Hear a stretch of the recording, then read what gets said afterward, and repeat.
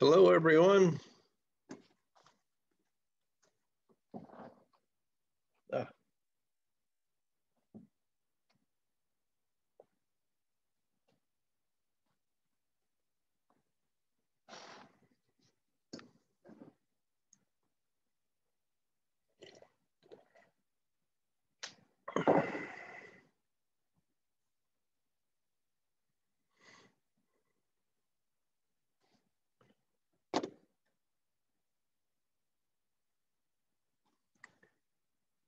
Hello, Kian Trung.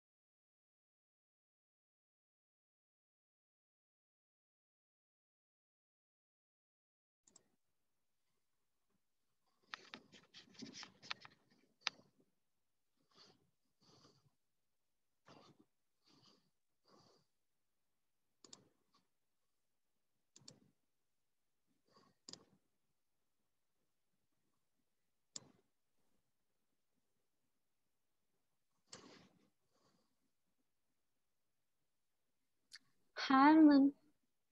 Yes, I was assigned to facilitate your section today. Okay. Yeah. Do I pronounce your name Tui Min? Yeah. Okay. Are you a teacher? Hi. Yeah. Okay. Good to meet you. Yes. Nice to meet you.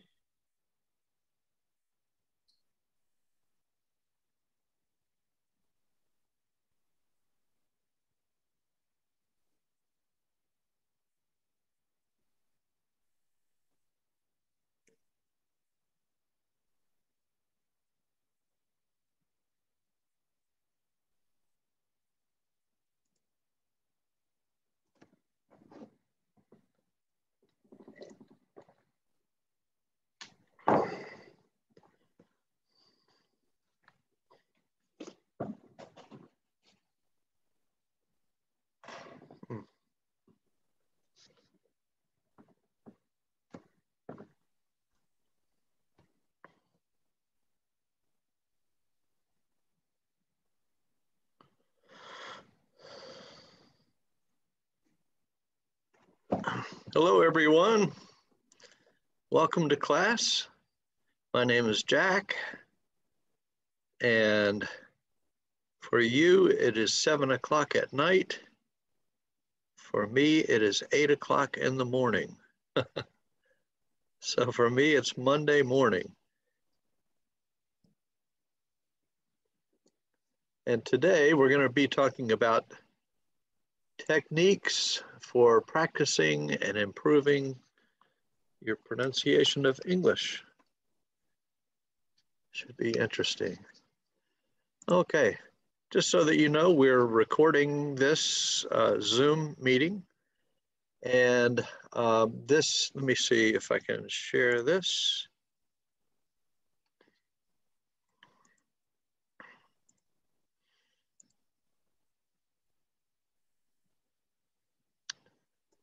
All right, there, okay. This just says that we're recording this and that I'm going to be putting the recording on my YouTube channel later today. For you, the recording will be available tomorrow. And this just says that you're okay with that. All right.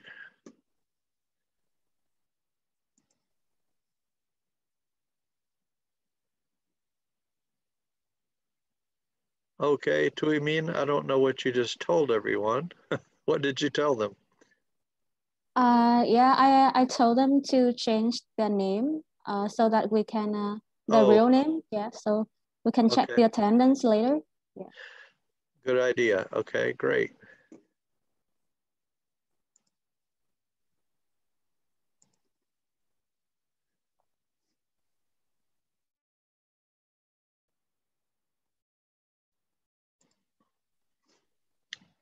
Okay, everyone. Let me share this with you. Okay, so today we're going to talk about techniques for practicing and improving English pronunciation. My name is Jack Butler, and I will be giving you this handout at the end of class today. So remind me at the end of class that I need to make this available. I'll give you a link to my Google Drive in chat at the end of class. Okay, so my most basic advice to you is to begin with listening, then speaking, then practicing, and then imitating. So the first thing you need to do when you're practicing pronunciation is to be able to hear the language and the sounds of the language that you're trying to speak. So you need to be able to identify thought groups, words, and sounds. So thought groups are big chunks of language. Words, you know what words are, and sounds are also known as phonemes. And I can put that word in chat real quick. If we are talking about, I'll put it in chat, phonemes. Phonemes are sounds. So you might see the word phoneme or phonemic, and it's talking, that just means one sound. Not a group of sounds, just one sound, okay? So a thought group is a big set of words, then you have words, and then you have phonemes or sounds. And you need to be able to tell the difference between those sounds. And then, of course, you need to speak. And by the way, you are welcome to unmute and speak anytime during this class. So I always encourage you to speak. You're welcome to stop me and ask questions or give me your comments or your opinions anytime. I encourage you to speak in this class.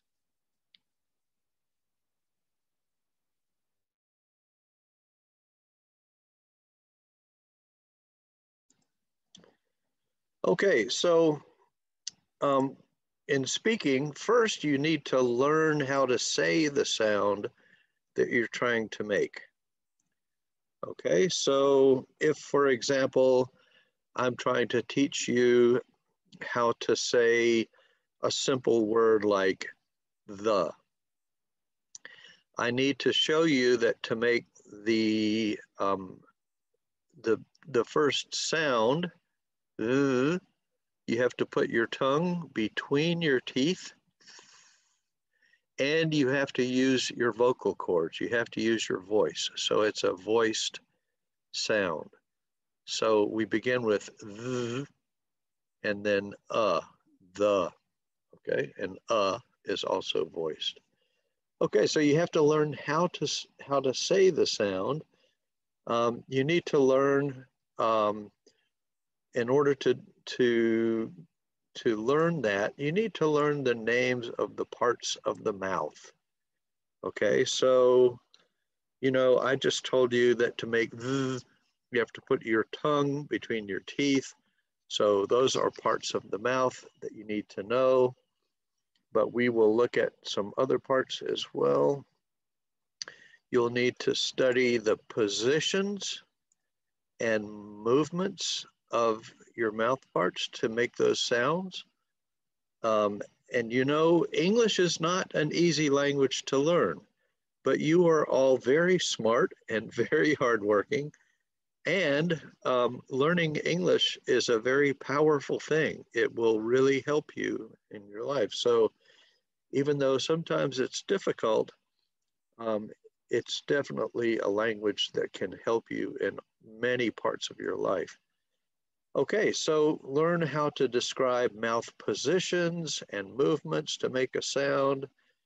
Use a dictionary that shows syllables and that shows syllable stress and shows you how to pronounce the word using audio.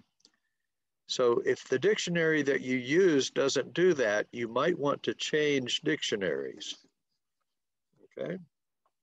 Also, if you use a dictionary, make sure that you're learning the pronunciation of the English variety that you want.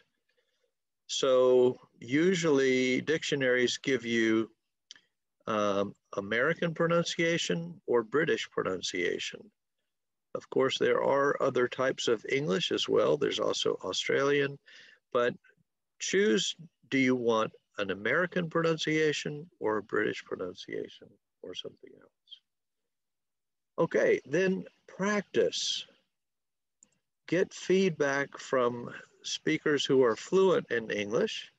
They don't have to be native speakers, but fluent. And when you practice, sometimes you might want to do this in front of a mirror. So if you're in front of a mirror, you can see if you're saying that your tongue is coming between your teeth. So use a mirror sometimes when you're practicing a sound that's difficult for you. And then you want to imitate. In other words, you want to find a speaker who speaks like you want to speak and imitate that speaker. So you can repeat authentic language. Sources can include YouTube, TED Talks, audiobooks, radio, songs, movies, and friends. Okay, so I don't have to tell you, there's lots of media out there that you can use, but just make sure that you are imitating the variety that you want to imitate. So if you want to imitate British pronunciation, you might want to watch something on BBC, okay? BBC is British Broadcasting Company. If you want to imitate American English, you might want to watch CNN News. CNN News is here in Atlanta, where I am. I'm in Atlanta, Georgia, in the United States.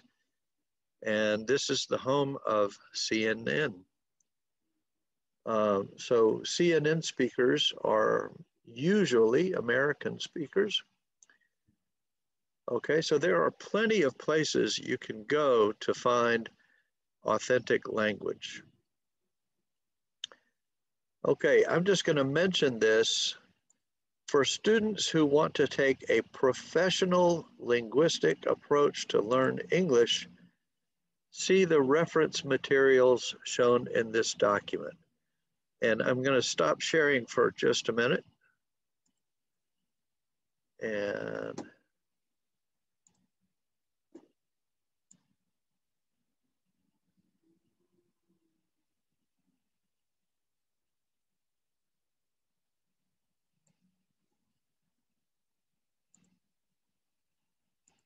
okay, so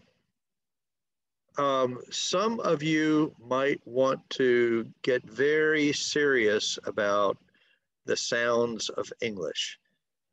This is not for everybody. This is only for the people who want to be almost scientific about their sounds, okay? And if you want to really work hard with English pronunciation, you can use these materials, these references. We'll talk about these today, but these are not necessary to learn English, okay? This is only for the people who want to get very serious about the pronunciation. So we'll go over these materials, but just so that you know, this is not for everybody and it's not necessary, but some of you will enjoy it. Not everybody though.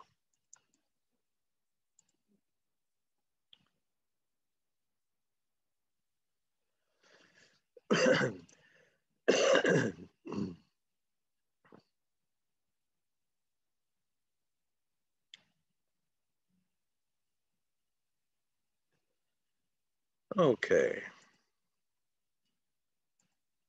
Let's have a little fun, okay? Learning English really can be fun. All right. The first thing I want to talk about is thought grouping. Okay, but let me first remind you that the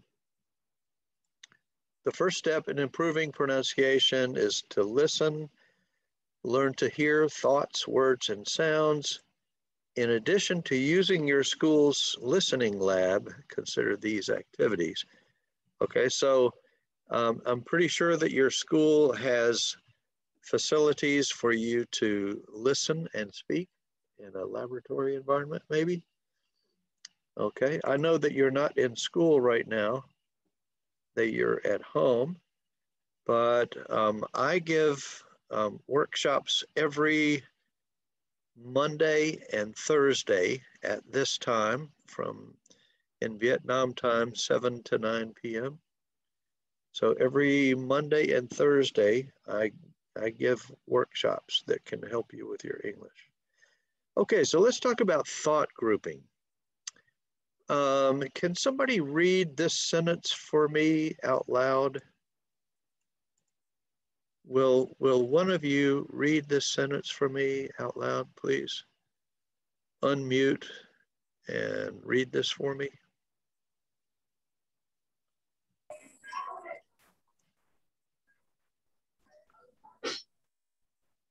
Okay, on. A woman without her man is nothing. Okay. All right. Did everybody hear that? So the way he read that was, woman without her man is nothing. Okay. Is there another way to read this sentence? You did a good job. Thank you very much. That was perfect. Thank you. Mm-hmm. But I want to ask, is there another way to read this sentence? And I'm thinking about thought groups. Okay, because here we have 1, 2, 3, 4, 5, 6 words. We have 6 words, but there's more than one way to read a sentence. Okay, well, to illustrate what I mean about thought grouping, let me scroll down just a little bit. All right, it's kind of hard to do. Okay, so this is the way he just read this sentence. Woman without her man is nothing. Okay, so there was a pause here, right? Okay, did you pause there when you read this? Woman without her man, pause, is nothing. Okay, so that the meaning of that sentence is defined by that pause. Okay, because this is a thought group. This is a thought group, woman without her man. Okay, so we picture a woman without a man, and then is nothing. That's another thought group. So the pause comes between two thought groups. And it matters where you pause because it might change the meaning of the sentence. Okay, so let's look at another way to read that sentence. Okay, consider this thought grouping. Woman, without her, man is nothing. Woman, without her, man is nothing. That is a completely different sentence now. The meaning is completely different, even though the words are the same, okay? Okay, so maybe you like sentence number one better, and maybe you like sentence number two better, but it doesn't matter. What I want to say is that you need to learn to hear thought groups. And in order to learn to hear thought groups, you need to listen for the pause, because the pause makes a difference. Does everybody understand what I mean by thought group now? So, woman just is a one-word thought group. You think, you just say the word woman, and you're thinking, that means me because I'm a woman, okay? Or that's not me because I'm a man. But you're thinking about woman. Without her, that's a thought group. Now you're thinking, oh, what if I don't have a woman? Okay, now that's a thought group, without her. And then man is nothing. That is a thought group. Okay, and that thought group means man is nothing. So those are two different, it's the same set of words, but the pauses change the meaning. So in other words, the thought groups can change the meaning, all right? Let's do this. Let's go listen to Hillary Clinton speak. Let me stop sharing this and let me go share the YouTube link. And forgive me, but I've got to go to, oh, here we go.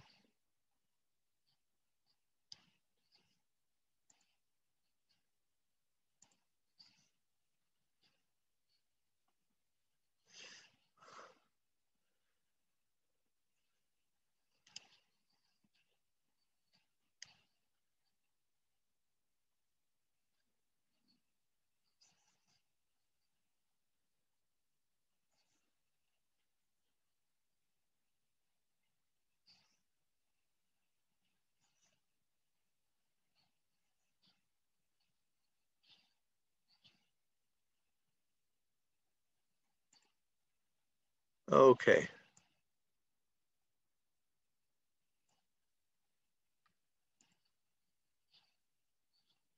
Just a minute. Okay, now I can share it. Okay, it took me just a little bit to find the right moment. First of all, let's just listen to what she said. Well, yeah, let's just listen. Okay.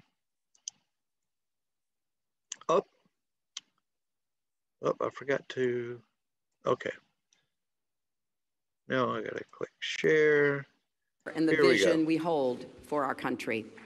But I feel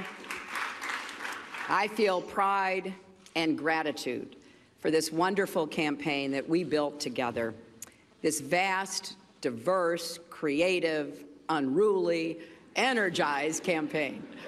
You represent the best of America, and being your candidate has been one of the greatest honors of my life. Okay, so let's look at now the words that she said.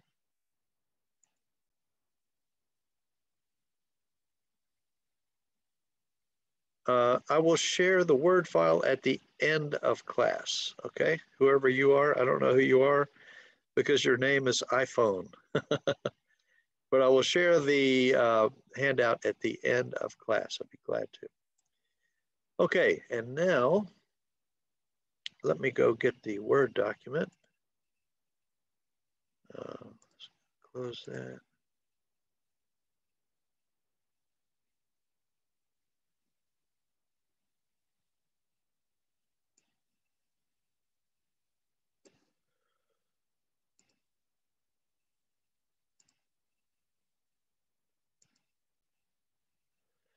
Okay, so if you were to find the thought groups in this set of words,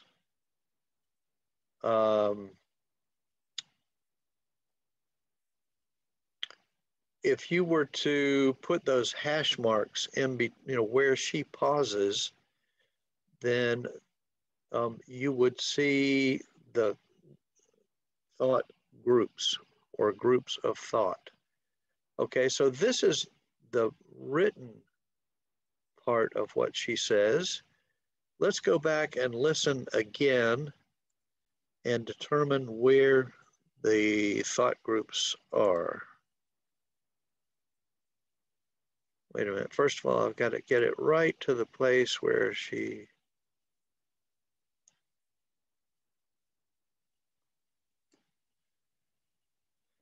okay, so now I can share. I will pause the video when she pauses, okay?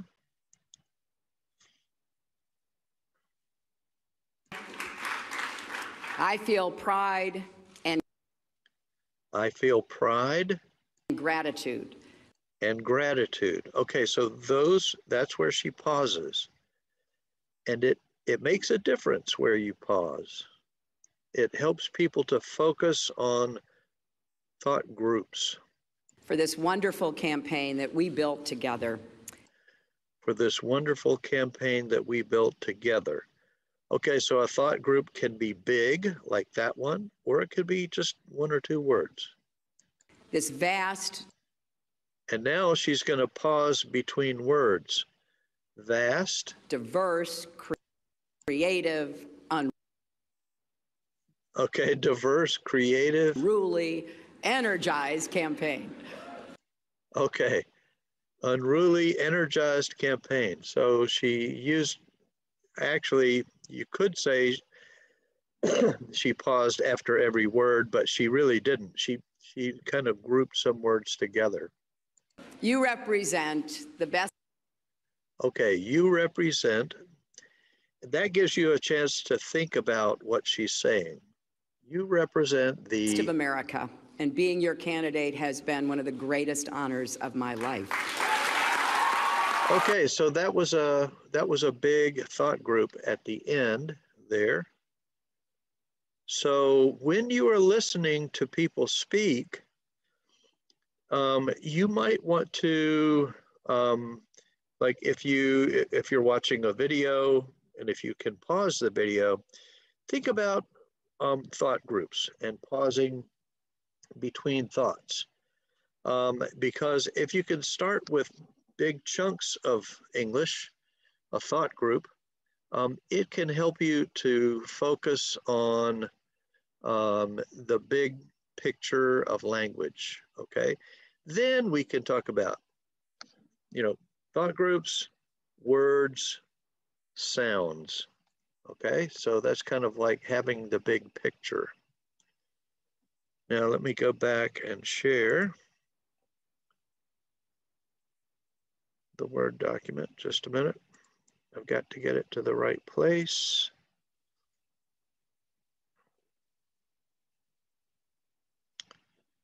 Okay, so this is where I saw that she made her thought groups. But I feel pride and gratitude for this wonderful campaign that we built together, this vast, diverse, creative, unruly, energized campaign. You represent the best of America, and being your candidate has been one of the greatest honors of my life. Okay, so that's the way I saw the thought groups. All right, let's go look at something else. Okay, can I get somebody new, somebody different to read this sentence? Will somebody else read this sentence for me, please? I need a volunteer to read this sentence. Will somebody please volunteer? Somebody new.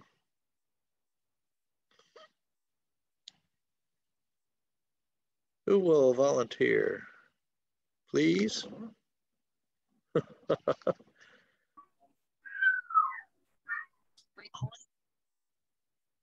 Somebody please volunteer? Somebody new? It's just a little short sentence. Excuse me, can I? Sure. Okay. The panda is shoes and the leaves. Is that true? Oh, okay, that was perfect. Yeah. Okay, so you said. Thank you. You said the panda eats, shoots, and leaves, right? Yeah. Yeah. Okay. Okay, and that's perfect. All right. And okay, thank you. Yeah, thank you. Okay, so she paused here, here, and here. So she said the panda eats, shoots, and leaves. Okay. Now, let's talk about this word. Let me go find something first. I need to go. Let me stop sharing.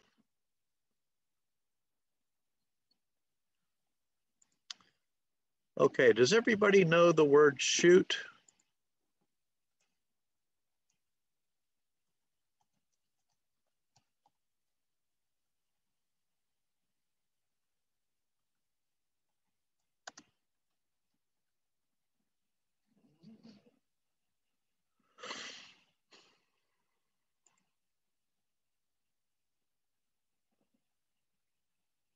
Okay.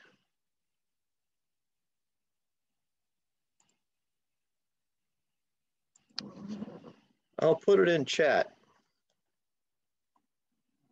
Shoot. Does everybody know that word?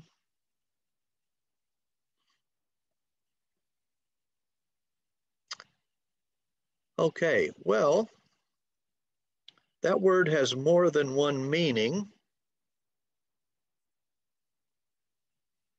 All right. Let me ask you this. Do you know what a panda eats? What does a panda eat? Bamboo. Bamboo, okay. Which part of the bamboo?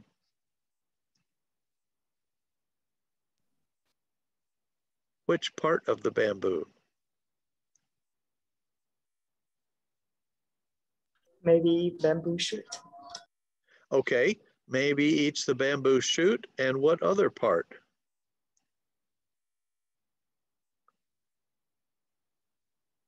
I think it's a new part that the plant, a new part that goes on plants or trees. Okay, let me think. All right, let me,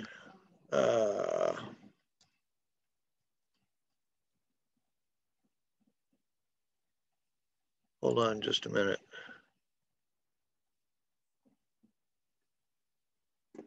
Let me get something up. Okay.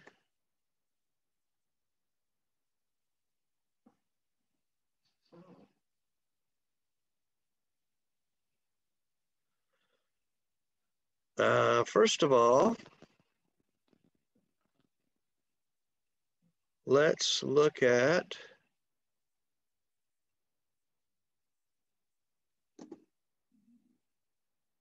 let me share this picture. Okay, here's a panda bear. Okay, here's a panda bear eating bamboo. And here's a picture of some bamboo. And what do you see here? What is this part of the bamboo called? This part right here. This part right here. What part of the bamboo is this? What do you call this part? Anybody? What do you call this part of the bamboo?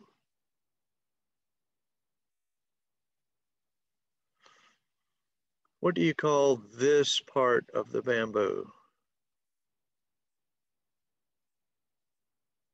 This part of the bamboo. What do you call this part? Or this part?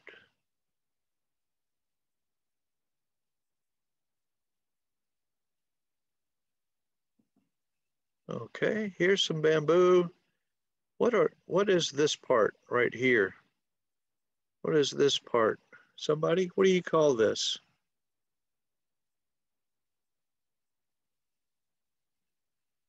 This bamboo has a lot of or many what?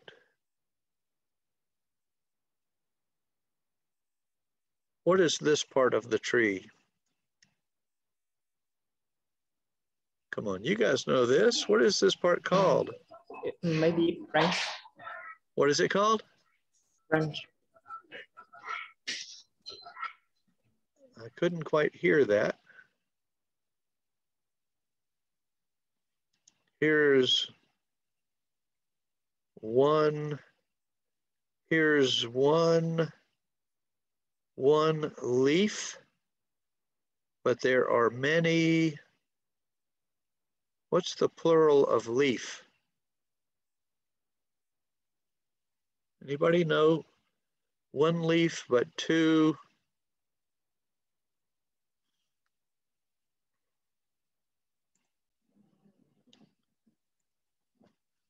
One.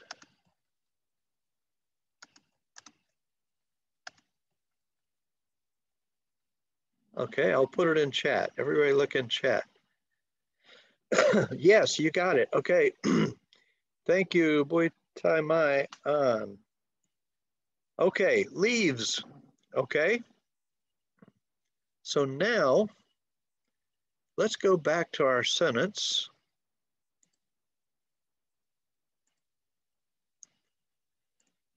And look at this sentence. Okay. So the panda eats shoots and leaves. if I say the panda eats shoots and leaves, or if I say the panda eats shoots and leaves. It changes the meaning of the sentence completely, okay? If I could say, all right, let's look at, okay, so let me stop sharing that and let me share this.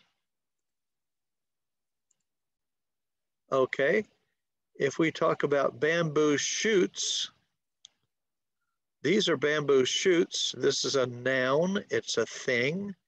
It's something that you can eat, okay? Something that a panda can eat, but also that word can mean shoot, like with a gun, okay? To shoot a gun.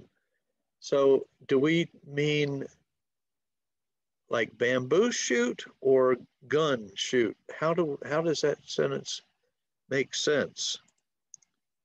And which meaning does leaves have? If I say the panda eats, shoots, and leaves and goes away, okay? That's one meaning of the sentence. But you can also say the panda eats shoots and leaves. That's a different thought group, and it changes the meaning of the sentence completely, okay? So thought groups are important. It's not just some weird thing that I thought up to talk about. It is something that you need to focus on to begin working on pronunciation. How do you lump words together? How do you group words together? Okay. So you could read it, the panda eats shoots and leaves, or you could read it, the panda eats shoots and leaves. Okay. So it makes a big difference. Okay, so another thing that you need to do is to find reliable pronunciation references. So I don't know which dictionary you use, but for example, let me see, let me stop sharing for a minute. Let me go find,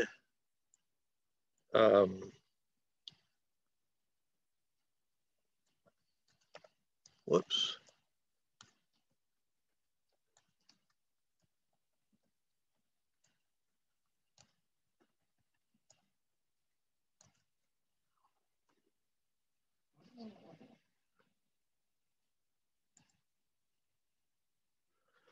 Okay, now I can share it with you.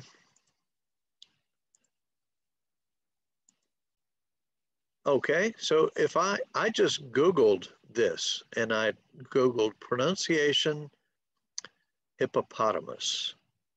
Okay, now notice that this first one gives me the option of American pronunciation or British pronunciation. And I'm going to choose American pronunciation. And I can click on the icon for audio. Hippopotamus. Okay. Let me make sure that I'm sharing audio. Yeah, I am. Okay. Okay, so I can either click on that or I can click on this and I can hear it pronounce the word hippopotamus. Hippopotamus. Okay, and it shows me where the stress is. Okay, so this is not IPA. This is not the International Phonetic Alphabet. This is just taking typical sounds that this dictionary decided to use to show you that it's pronounced hi, pa, ta, mus, and that the stress goes on the third syllable. Okay, so this is good because if you need help with pronouncing a word, you need not only to know how to say the individual letters, but where the stress goes, okay? You need to hear the syllables. How many syllables? Hi, pa, ta, mus, okay? So there are 5 syllables in that word.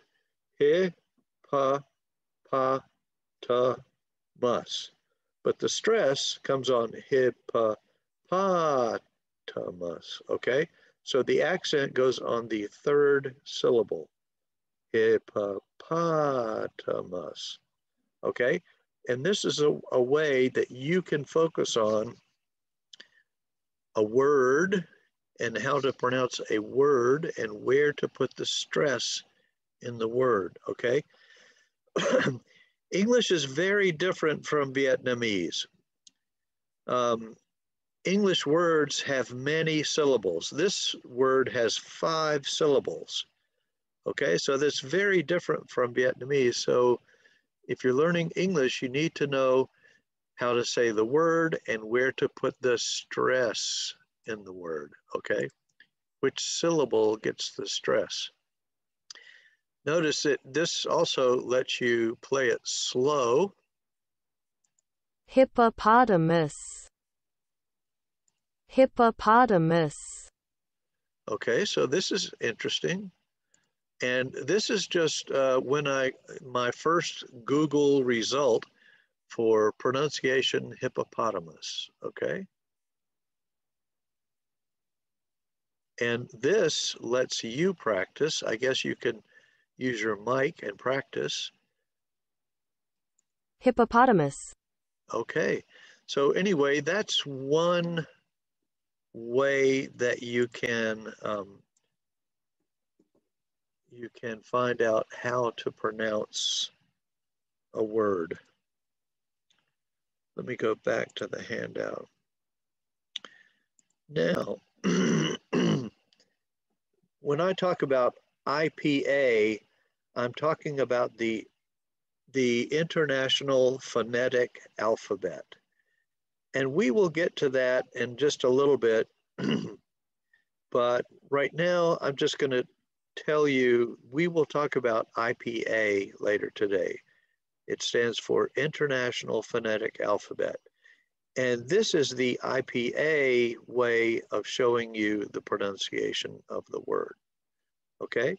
But not everybody knows this. Only if you study linguistics would you know about the International Phonetic Alphabet. You don't have to know IPA to speak English, but it helps. Okay, so watch another way to improve your English is to watch speakers on video. In other words, watch people speaking on video. Listen for comprehension. Okay, so this is still part of listening.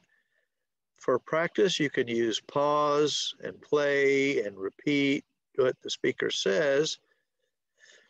And when you're watching a video, you can use this settings icon. If you click the settings icon, you can choose normal speed, you can choose a slower speed or a faster speed. So that can help you with your listening for comprehension. If you need to change the speed, just click the settings tab. Also, you can click the subtitles or CC. CC stands for closed captioning, depending on what application you're looking at. This is, what is this? I think this is YouTube. No, is this YouTube or something else? But anyway, you can click this icon or you can click the CC icon to see the subtitles here, okay? So if you need to be able to see what people are saying, you can just click subtitles, or CC. Okay? So I think this is YouTube here. All right. Now, let's talk about speaking. Of course, you need to speak. You can't learn to speak without speaking. You have to you have to do it, all right? You can use your school's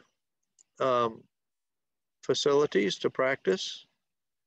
Also, take the opportunity in this class, right here, right now. You can ask questions at any time.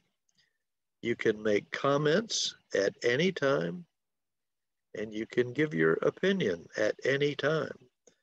All you have to do is unmute and say, Jack, I would like to say something, or I would like to ask a question. Okay? So for difficult words, see your dictionary for pronunciation help.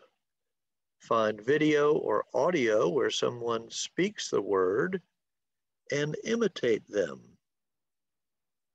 Okay, so when you hear that voice say hippopotamus, you say hippopotamus, hippopotamus, okay? And when, if you want to practice with somebody, what you can do is you can give somebody a high five, okay?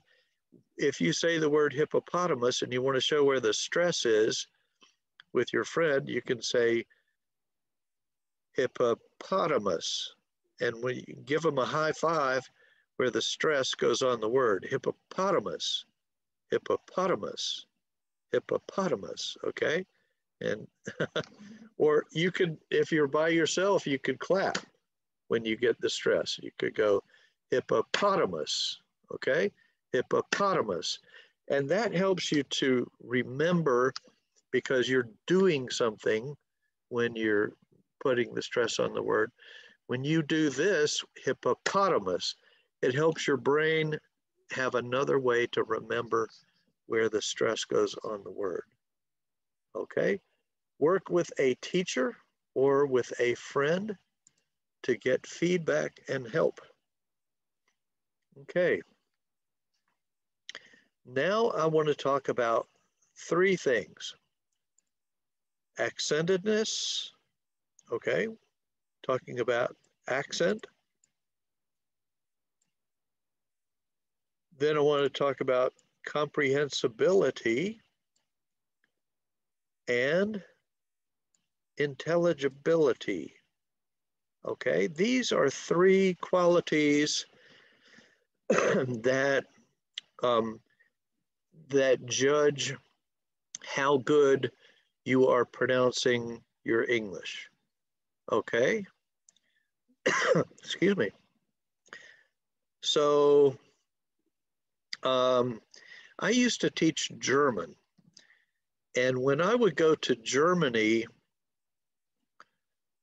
people couldn't say my name like I say it because they didn't have a particular sound in the German language. So my name is Jack. I'll put it in chat, okay? Can you say Jack? Okay, well, the first sound in my name is J, J, J, and you use your voice to say it, okay? But my German friends, they don't have that sound in German. So they would say my name, Czech. And they didn't say they would say eh. So they wouldn't say j, they would say ch. So it sounded like, when they would say my name, it sounded like this. I'll put it in chat. It sounded like they were saying Czech. All right. So they would say my name and I would understand it. I could comprehend what they were saying, and I knew what it meant because it was in context. They would say like, check, pass the salt, please. And I knew they were talking to me, and I know because, okay, I got used to it. But what if I heard that somebody say that for the first time? I might think that they're talking about a check, which is a completely different thing. So I could misunderstand what they were saying. Let's go back to the document. Okay, so they said my name with an accent, and sometimes I could comprehend what they were saying, and I knew in my intelligence, I could understand what they meant, okay? So speaking with an accent is not a big deal. It's not something you have to worry about. Speaking with an accent is okay. All right, so let me ask you this.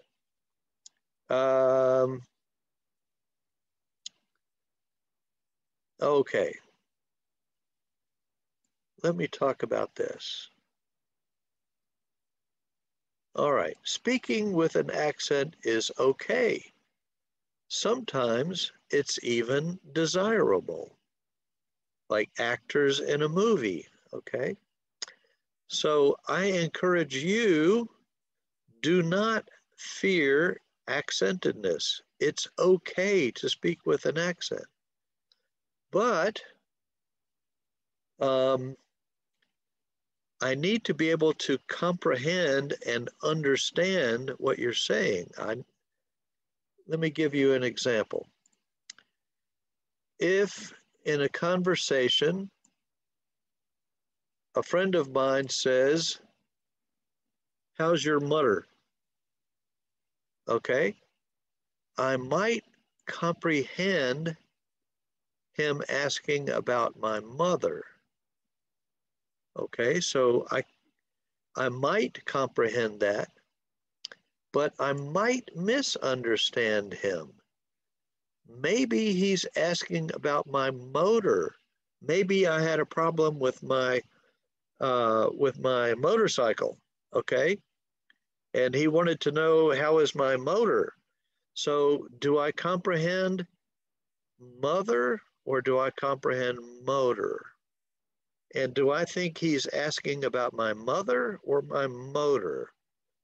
Okay, so if I misunderstand him, then my friend is having a hard time being intelligible.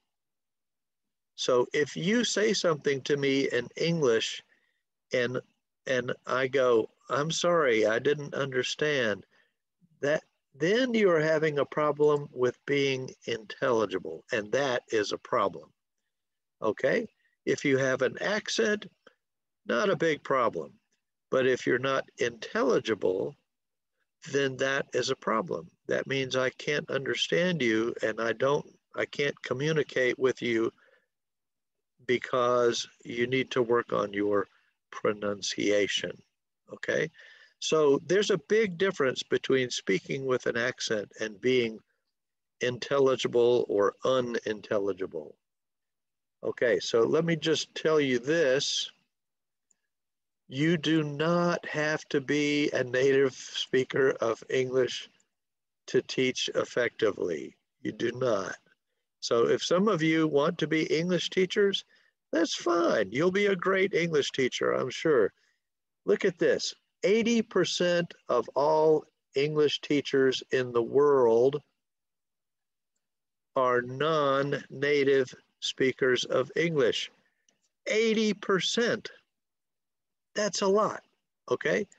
So while I'm here to help you with your pronunciation, just remember, don't be afraid of pronunciation. And if you speak with an accent, it's okay. So I want to tell you something about myself and my personal experience. is that I grew up in Atlanta, Georgia. Nobody ever taught me any foreign languages until I got to college. When I got to the university, I had to learn a foreign language, and I chose German. Well, everybody told me that I was not good with languages, but when I studied German and I went to Germany, everybody realized that my German was very good. And so they would tell me, Jack, your German is very good. And so I decided to become a German teacher. Not a native speaker, but I taught German for 15 years, okay? I was not a native speaker, but still I was able to teach German, okay? So you don't have to be a native speaker to be a good teacher. Okay, so let me just say this. This is what most professional English teachers believe. Achieving native unaccented fluency in a language is not likely unless the learner is immersed in the target language from early childhood. Okay, so I think you don't have to say I must speak perfect English like a native speaker. No, you don't. Okay, but you need to be intelligible. If you speak with an accent, it's no big deal. Okay. Let's look at something you could do to help yourself. You can invent minimal pairs. Minimal pairs are pairs of two words, and they differ by only one sound. So if you look at this minimal pair, ship, sheep, there's only one sound difference. The I is pronounced I, and the double E is pronounced E. Ship, sheep, only one sound. Slip, sleep, the same sound, I and E. So if you want to invent some minimal pairs to help you, that's a good way for you to practice a sound. If you want to isolate, make the sound, just the most important thing to talk about, you could put it into a minimal pair. All right. For students who want to take this to a professional level, we'll talk about the reference materials in a little bit. Okay, the next thing we're going to talk about is practice. But right now, what we need to do is we need to take a break. So let's take a 5-minute break. I'll put it in chat. Okay, so come back, return at 8:05 your time. Okay, I'll see you in 5 minutes. Take a break.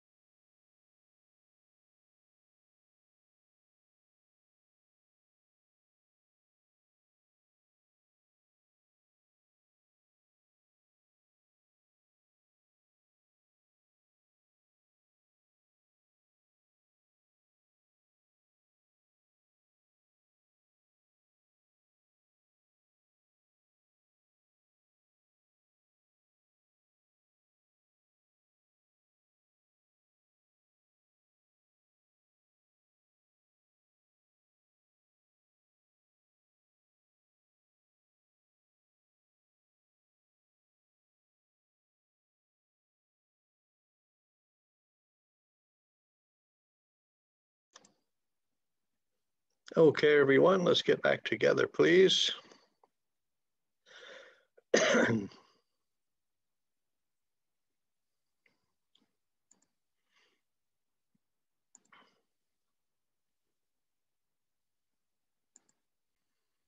Let's talk about practice.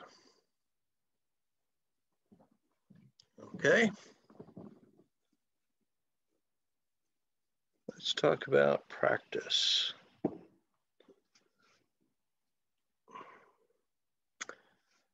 Is everybody there?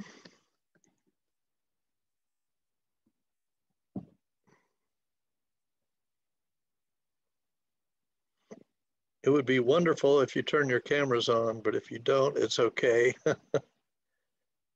All right, well, I'm gonna just assume that everybody is here.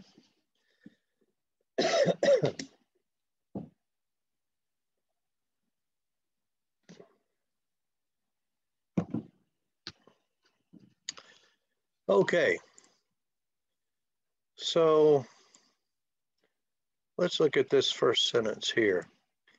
If you're having difficulty pronouncing an English word, identify the sound in your native language that is interfering and substitute it with the appropriate English sound. Okay, let's look at this example. If you're saying this word, I have heard Vietnamese pronounce this word, America. And I understand that word. I comprehend it. It's intelligible to me. But that is not the way an American would pronounce the word America. Okay, if you are using the trill R sound and using what is called a flap. Flap is when the tip of your tongue flaps up against your alveolar ridge. Okay, and the alveolar ridge is right behind your upper teeth. Ara, ara, ara, ara, ara. It sounds like that. Ara, ara, ara. And the American R sound is called the rhotic R. And it sounds like this.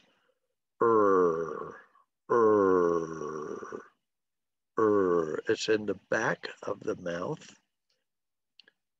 And the sides of your tongue come up.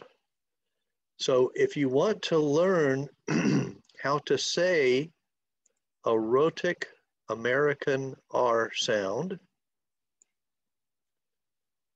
the first thing you need to do is you need to hear what you are doing. Like if I say to you, okay, I understand you're saying America.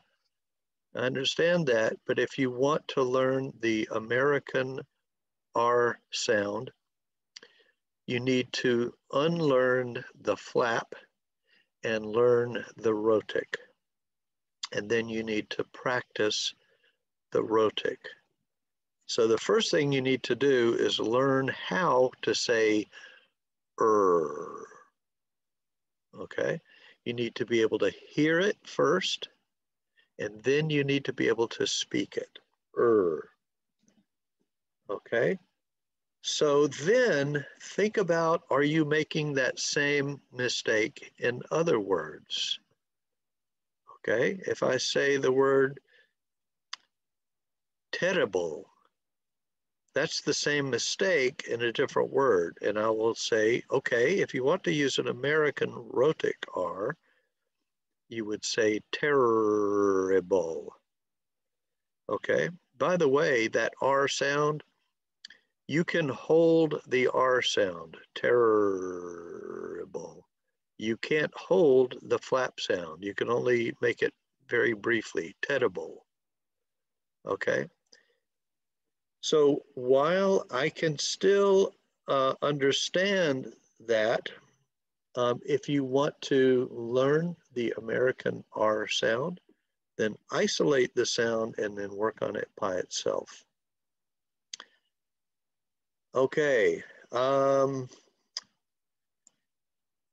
If you want to learn a sound, see how many words you can say that use that sound. Not that letter, but that sound. Okay? So if you want to practice the W sound, see how many words you can find with that sound. So, wish. The W is at the beginning of the word. Swim. The W sound is in the middle of the word. Away. The W sound is in the middle of the word. Okay? Another way to practice is with a fellow student or a friend. Read something aloud from the variety and register you want to learn. Okay, so if you want to learn to talk about, well, let me see. I'll come up with an example in a minute. Another way is to invent games for you and your friends. By the way, Kahoot, I use Kahoot in my classes, and you have probably played Kahoot with me in some classes. But just so that you know, Kahoot is free. You can go and get Kahoot and make games with Kahoot. And you can, you could make a game and get your friends to take the game, to play the game, or your friends can make games for you and then you can play. But Kahoot is free. You do not have to pay for it. They will try to get you to pay for it, but you can say, no, I just want the free version. So you really don't have to pay for it. It's free, no money, okay? You can make your own games. So let's look at some games, okay? Here's one game. Which of these words have an unvoiced sound? Okay. Which of these words has an unvoiced sound? Does anybody want to tell me which one has an unvoiced sound?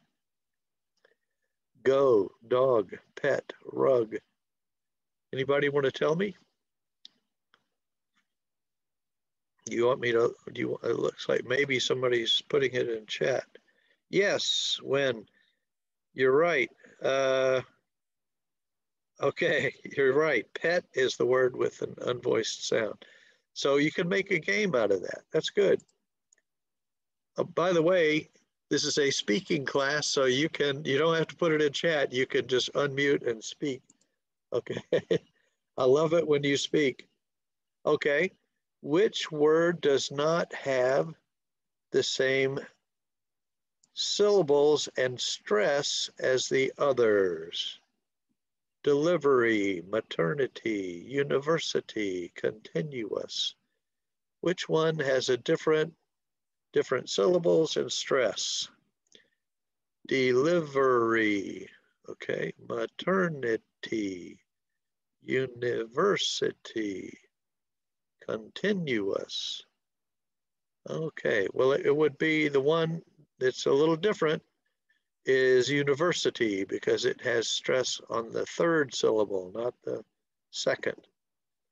Okay, another game you can play is start with a word, pick any word, teeth, for example.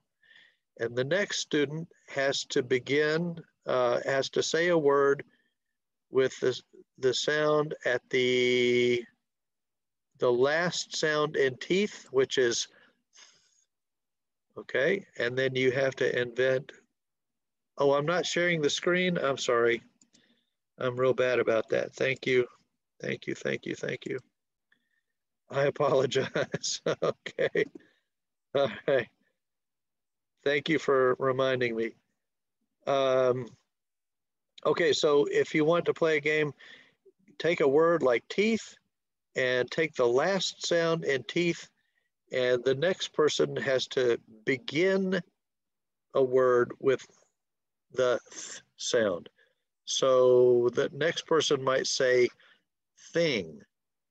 And then if she says thing, then the last sound in her word, g, the next person has to use that sound as the first sound in their next word. So that's just one way to play a game.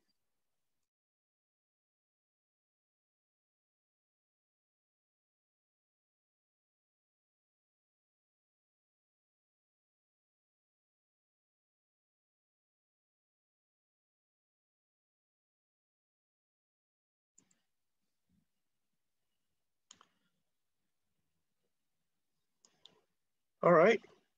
Sometimes use pictures instead of words to stimulate your speech. Okay. This could, this can be fun. You can, just look up any picture anywhere and practice your English with it. So see how much you can say about this picture, okay? What could you say? You could say, the chimpanzee is grinning. She's happy. Okay.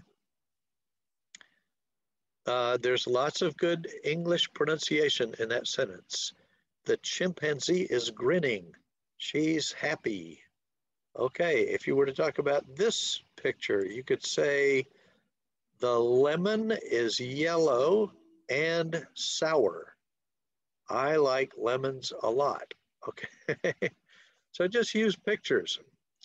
Just practice, just off the top of your head, look at a picture and try to say something about it. Say as much as you can. Memorization. If this is a good way to really kind of showcase your English, and it's a good way to kind of show off your English. Choose anything in English that appeals to you and memorize it. Then recite it out loud for others. This is especially effective if what you say is famous. So I'm going to show you a poem by Emily Dickinson. Emily Dickinson was an American poet, and she is very famous, and her poetry is very good. A lot of Americans love poems by Emily Dickinson. So this is just an example of something that if you want to memorize it, then you can recite a poem. And that's a cool thing to be able to do. You could say, hey, I can say a poem in English, okay? I'll say this poem for you just so that you can hear how I'm pronouncing it. And then this is just an example. It could be anything from anywhere, but the name of her poems all begin, the title is always the first line of the poem. So the title is, If I Can Stop One Heart from Breaking. If I can stop one heart from breaking, I shall not live in vain. If I can ease one life the aching, or cool one pain, or help one fainting robin unto his nest again, I shall not live in vain. Okay, so Emily Dickinson is very famous now, but her poems were never published in her lifetime. She wrote hundreds, maybe thousands of poems and put them all in her dresser drawer. And no one ever published any of her poems until after she died. Then they took all of her poems out of her dresser drawer and put them in a book. Okay, so she was not famous in her lifetime, but she's very famous now. Okay, so another thing you could do to help your pronunciation is to imitate. Let's talk about varieties and register.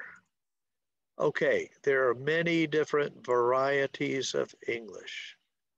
American, British, Australian, and many more. Okay, as a matter of fact, there are many varieties of American English. And when I say variety, it's not a dialect, but it is a way of talking and accents and some word differences, things like that.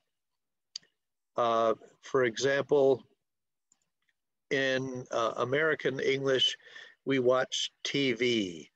A British speaker would say, I'm watching the telly. Okay, so an American would say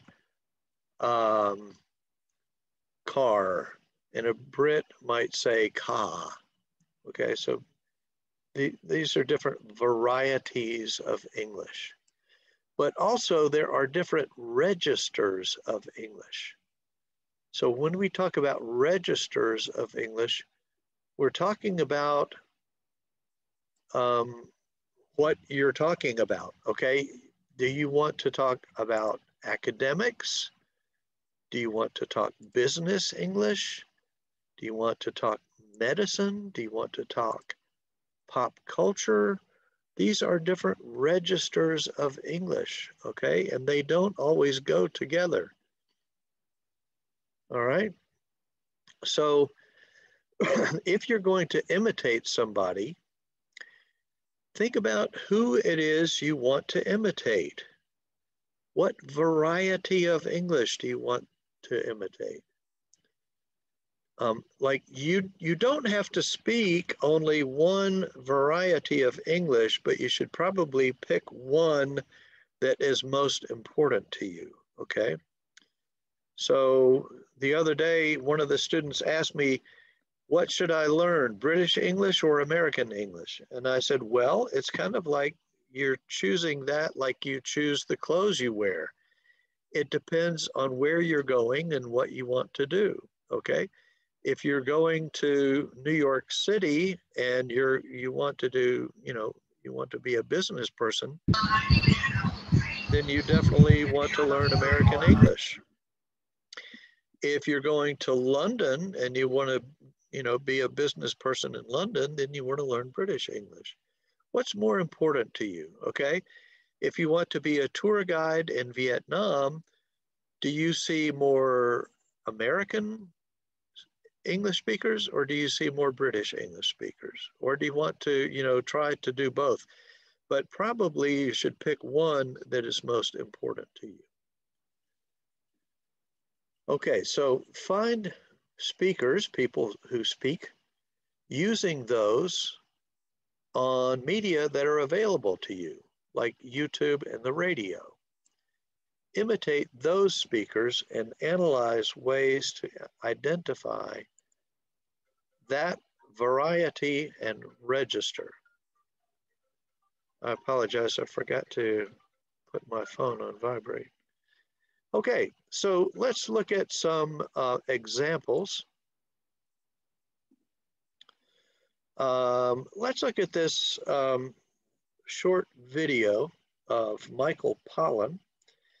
I'm probably not going to play the whole thing. You can play it later if you want. But let me stop sharing that. And let me go to YouTube. And let me share the screen.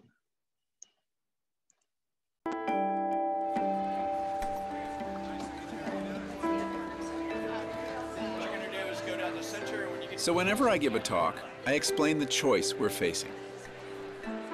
We are at a fork in the road when it comes to food. We have two options. One, surrender to the Western diet. Okay, so this is... Stay on processed food and junk food and fast food. You can tell this is an American because it says it right here, American Public Broadcast. And if you don't know who Michael Pollan is, he's a very interesting person, by the way, that talks about food. He's written many books about food. So he's an interesting American person, and he has lots of YouTube videos. So let's just listen to Michael Pollan talking about food. So the variety is American, and the register is, you could say, nutrition or food. Okay. And wait for evolution to adapt us to it. It will happen eventually. It should happen eventually, but there will be so much suffering, there will be so much expense before that happens, that I would argue it's really not sustainable. Well, there's another option. We can take the more practical, the more economical, and the more beautiful path, which is simply to change the way we're eating. And everything I've learned about healthy eating can be summed up in just 7 words. Eat food, not too much, mostly plants. Okay, so this is Michael Pollan's food rules. So it's very interesting. When he says eat food, he says that some of the things that we eat in the United States aren't really food. Okay. Eat mostly plants. He said he's not a vegetarian, but he says eat mostly plants and don't eat too much. Okay. So anyway, find something that you're interested in, and just go to YouTube, use the search, and find something you're interested in, and find the speaker who you want to listen to about it. Do you want to listen to an American? Do you want to listen to a British person? Okay, and just find a video that, find a video that you want to imitate. Oh no, wait a minute. I don't want to share that. I want to go to the Word document. Now, this might be very interesting to you because I found this video, and let me share it with you. This lady came from Vietnam, Tan Le, and you will hear her speaking a beautiful English. It has a little bit of an Australian accent, and you can hear why in her story, but she left Vietnam when she was 4 years old. So you can hear her talk about her story. It's a very interesting story, and it's a very interesting, to watch a Vietnamese speaker speak English so beautifully. Okay, so I'm just going to play a little bit of this, not much, but you can go back after class and watch the whole thing if you like. But this TED Talks, all you have to do is Google TED Talks, and there are thousands of videos with English on them, okay? So let's just listen to Tan Le for a minute. How can I speak in 10 minutes Notice about that the bonds of women over 3 generations? About how the astonishing strength of those bonds took hold in the life of a 4-year-old girl, huddled with her young sister, her mother, and her grandmother, for 5 days and nights in a small boat in the China Sea more than 30 years ago. Bonds that took hold in the life of that small girl and never let go. That small girl now living in San Francisco and speaking to you today. This is not a finished story. Okay, so that's her telling about her life. And it's very interesting. And she speaks beautiful English with a little bit of an Australian accent because she went to Australia first, then later she went to the United States. Anyway, this is a great way for you to imitate people and practice your English. Okay, now let me go back to the Word document. Okay, so I'm giving you, maybe you already saw this. If you were in class with me when I did the overview of pronunciation, I helped you by showing you these pronunciation aids. You can watch these videos if you want. They're very good. And these videos can help you with your pronunciation. I gave you this. I'm not going to go over this again today, but this is just to remind you, I did teach this in a pronunciation class. So this is just kind of a review, reminder of where the vowel sounds are made in your mouth. Okay, so this is your mouth, the front of your mouth and the back of your mouth, the top of your mouth and the bottom of your mouth, where your jaw is low.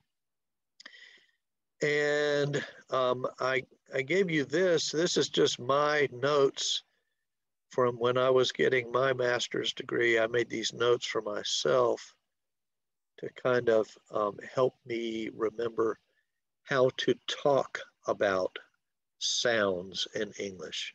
So these words can help you talk about your mouth when you're making sounds. Like this sound right here, the symbol is called the schwa, but the sound is okay? So it's an upper mid central lax vowel. That's just one way to talk about vowel sounds. Okay, so you can study that if you want. I'm giving you pictures of the parts of the mouth so that you can know when I say alveolar ridge, that means behind your upper teeth.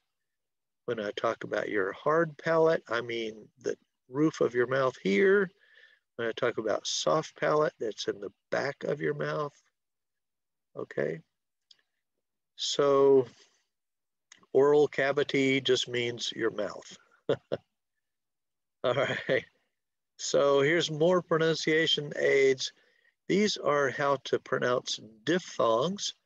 So these are two sounds in one. Di meaning two. Diphthongs meaning two sounds in one. So when you say the word boy, you're saying b and then oi, oi, oi. So this goes oi in your mouth. So this can help you pronounce diphthongs in English. Okay, remember we talked about symbols and emphasis, counting on the fingers on our hands. Okay, university, okay, things like that.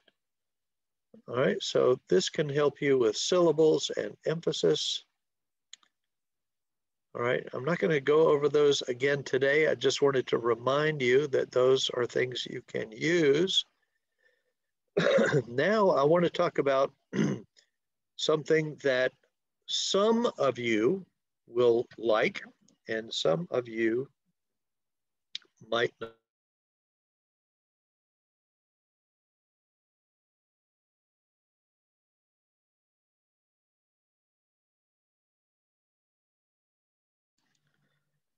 This material, these references,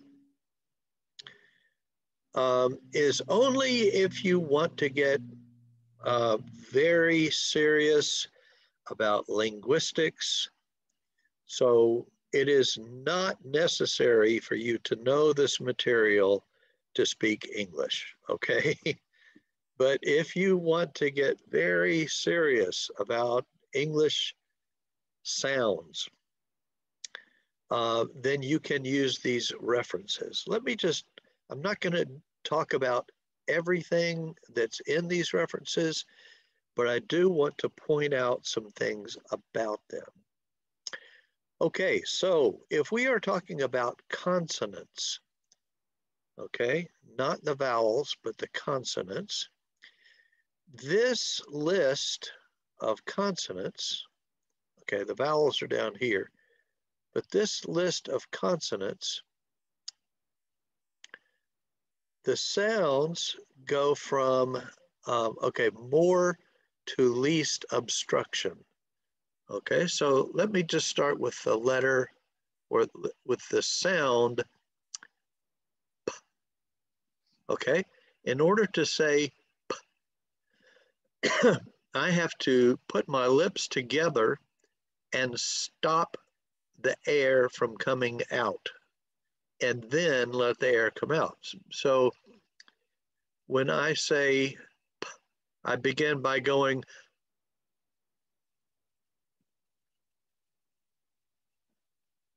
so that's called a stop, okay, because nothing is coming out. And these are all stops.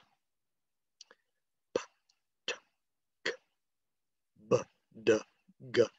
Okay, so these are different ways of first stopping the air from coming out and then letting the air out. So, P, t, and in the back of your mouth, K. Okay, first you stop the air and then you let the air out. These are called stops. So the sounds, the consonants that are up here,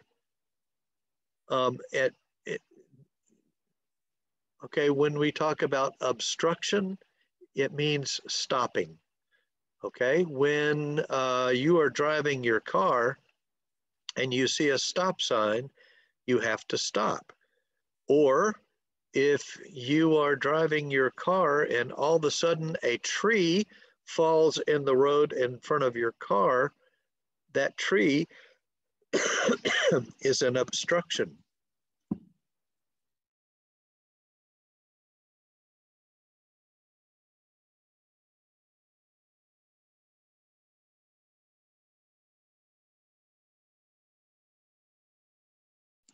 I'm sorry.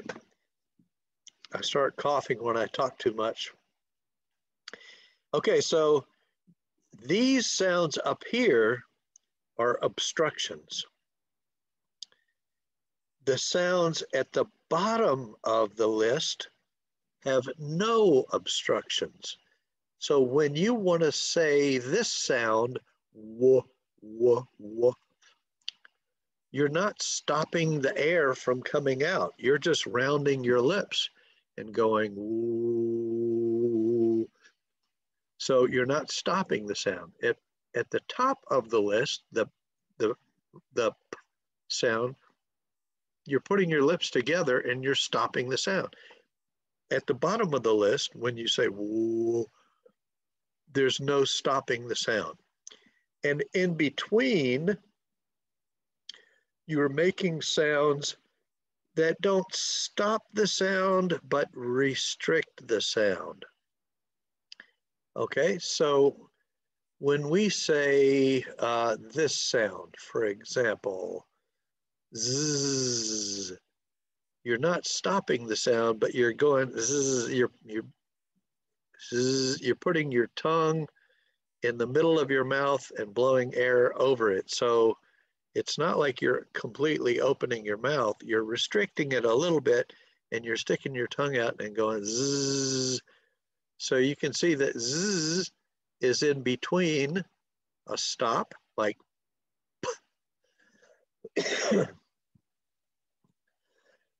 and a glide, which is w. Okay.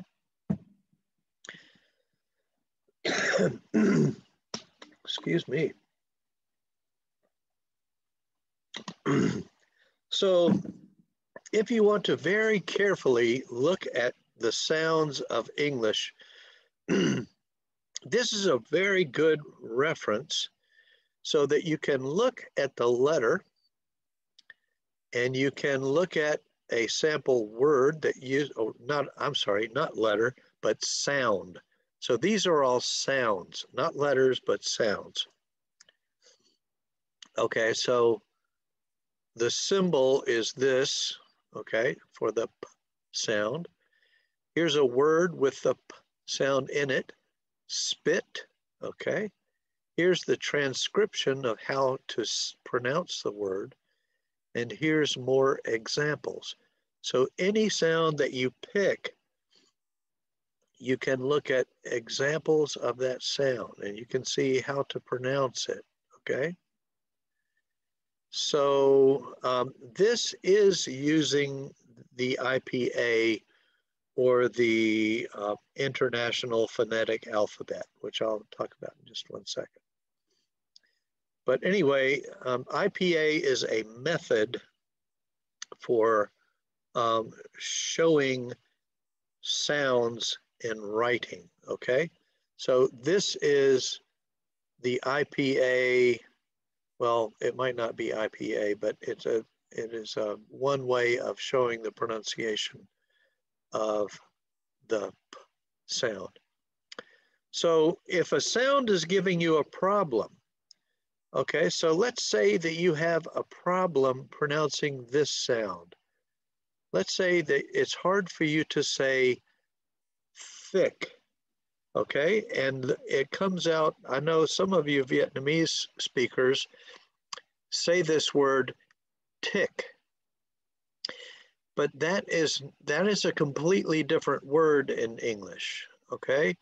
So if you want to learn how to say this word, you might want to talk to your teacher about making the theta sound, okay? And then your teacher can say, oh, you mean like thick or thought, okay? And then this is the symbol used in IPA for that sound. So this is not, this is from the Greek alphabet, okay? Not from the English alphabet, okay? Anyway, this can help you.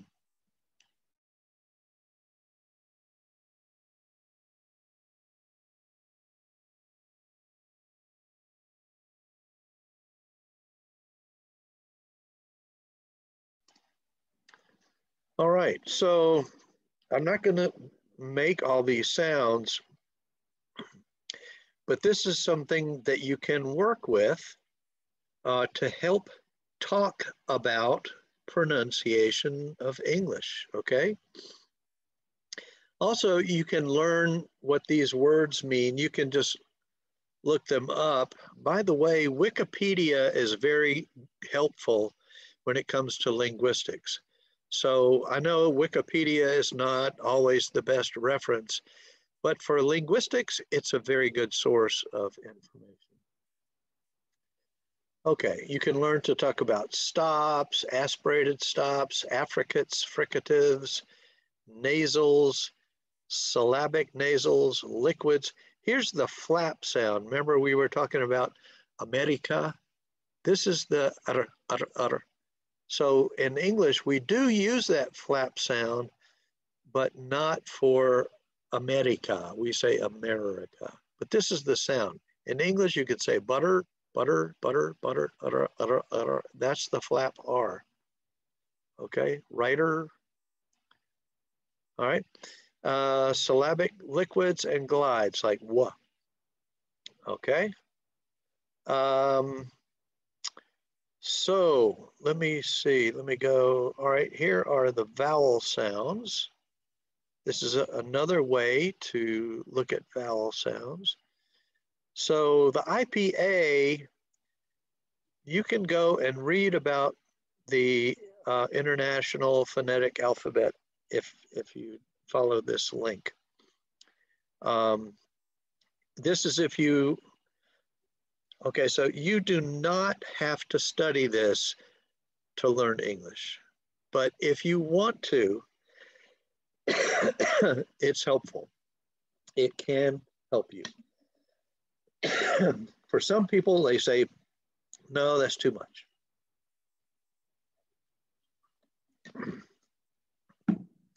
So you don't have to study IPA to learn English, but you can if you want to. If you want to use the symbols used in IPA, I put them here for you, and you can just copy and paste them, okay? So if you want to copy and paste a symbol, you can copy and paste it, all right? This is just to make it easy for you if you want to use IPA symbols. Okay. Now, another way to talk about consonant sounds in English is if you want to talk about the sound. Okay, so if you want to talk about this phonemic sound, okay, remember when I was talking about phonemes, phonemes is just one sound, okay, one sound, a phoneme. And Murphy was the name of my professor who taught me the sounds of English. He's a great professor and wrote many great books. Okay, anyway, here is the IPA symbol for the sound p, p, p. Okay, here's some examples. Past, pepper, hip. Okay, so one way to talk about this word is to talk about its voicing. It is unvoiced, okay? So you're not using your voice to say the sound. You're not using your larynx. You're not using your vocal cords. When you say p, p, p, you're just using air coming out of your mouth, but not your voice. So it is unvoiced. This word, bilabial, means you're using both of your lips. Bilabial means lip number 1 and lip number 2. Okay, that's what bilabial means. It means you're using both lips. And it is, the manner is a stop. So in other words, when I go, I put my lips together and I stop the sound from coming out. Okay, let's look at some other types of words. Okay, so the difference between p and b is that p is unvoiced and b is voiced. Okay, so here you do use your voice. If I want to talk about a nasal means your nose, and a nasal sound comes out of your nose, not your mouth. So for a nasal sound, if you hold your nose, you can't make the sound, okay? A nasal would be like the sound N, It comes out of your nose. Okay. Anyway, there's other, this sound that we were talking about, the rhotic R, it's called a semivowel. It's voiced Alveolar means it's made with your tongue on the alveolar ridge behind your upper teeth. And it's a semivowel, meaning that it sounds a little bit like a vowel. Okay, a fricative, like this sound,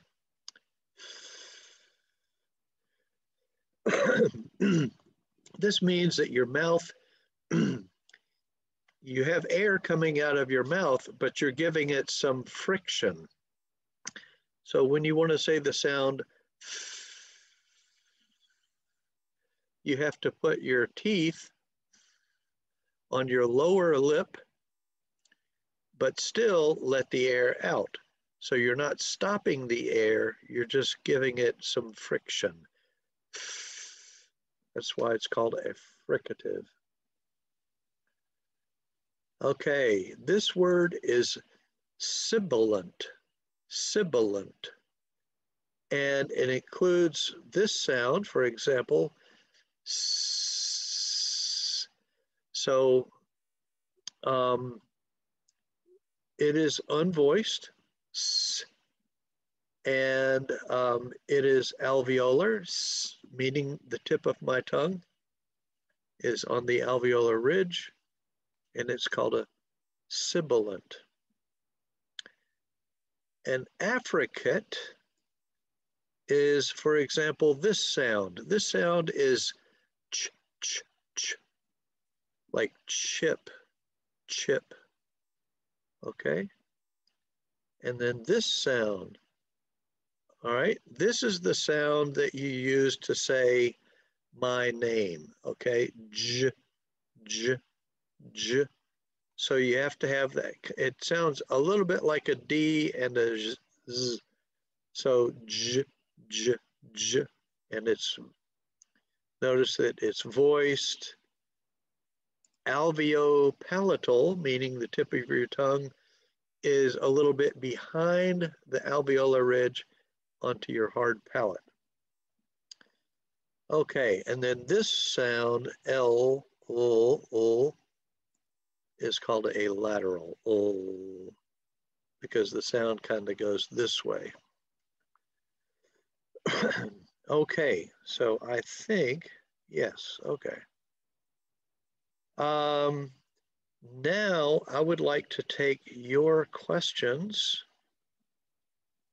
and your comments. And is there a sound or some sounds that you want to talk about with me? This is your chance to ask questions. All you have to do is unmute and say, hey, Jack, I need help with something, or I want to ask us about something. So like I said, you do not have to learn all this in order to learn English. But if you want to get really serious and take a linguistic approach to English, these can help you, but it's not necessary. So out of all of the things that we talked about today, what do you want to talk about now? We have 5 or 6 minutes left.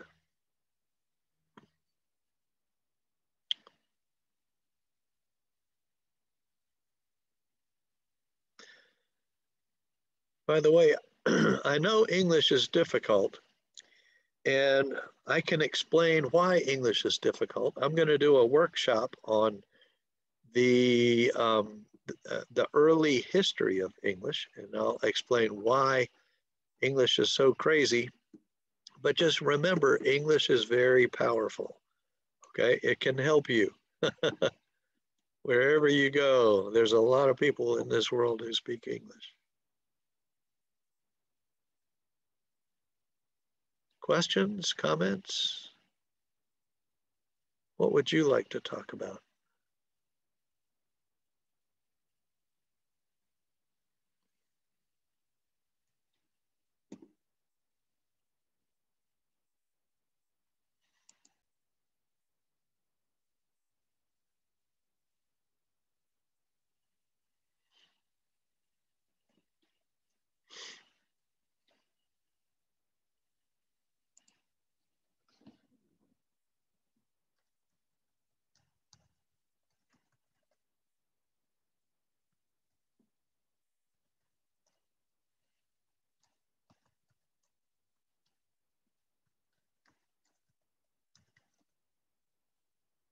Okay, I'm going to put my email address in chat.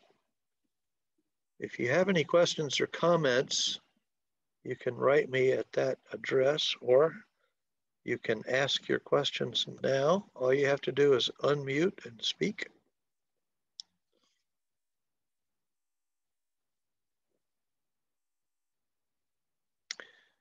Was this helpful? Do you want to give me some feedback and tell me if this was helpful or not helpful, or any feelings you have about the lesson today?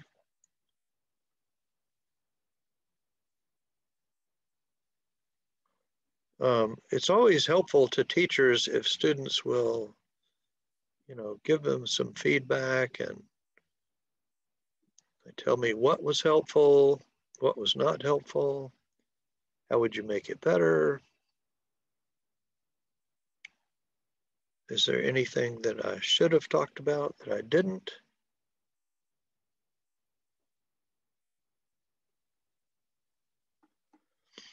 So I know English is difficult, but you're all very smart and you're in a university and you've got great teachers.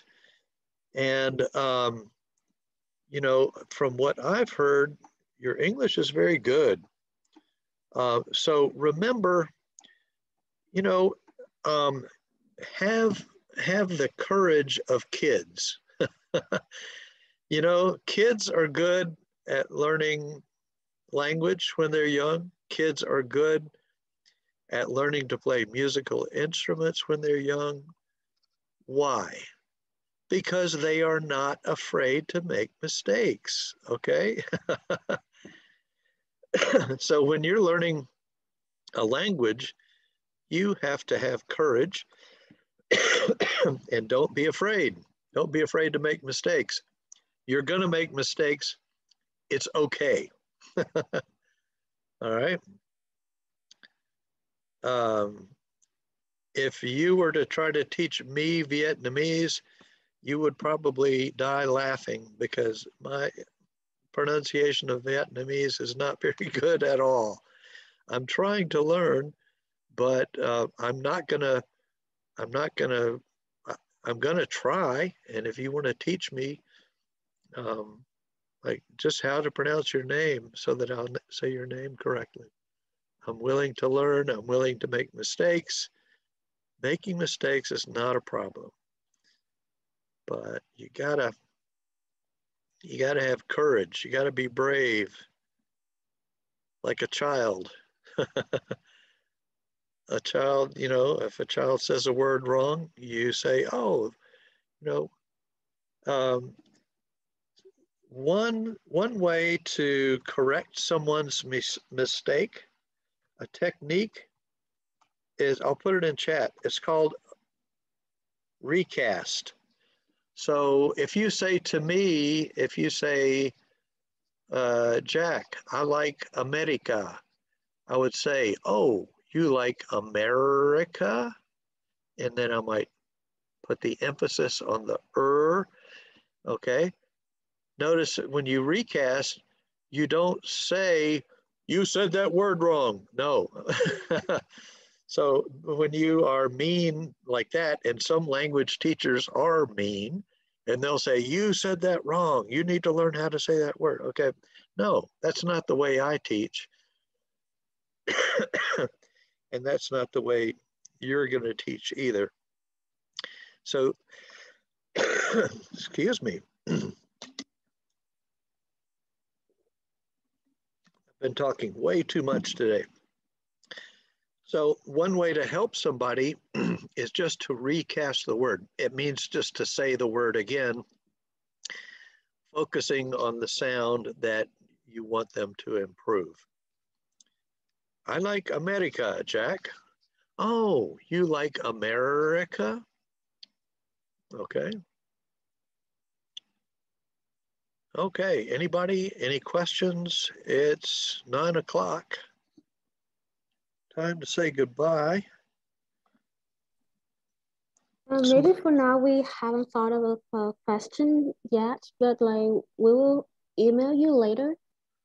Okay.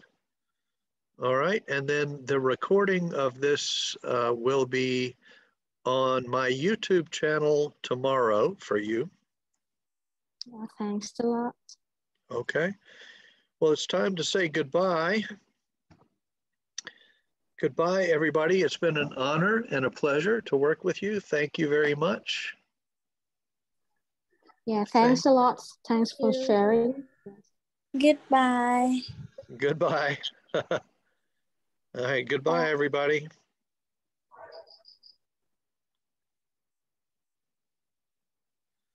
Goodbye.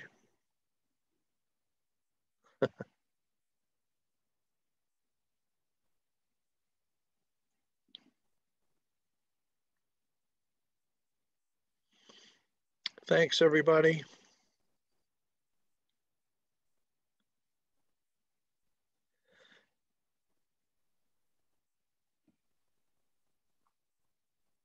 Thank you.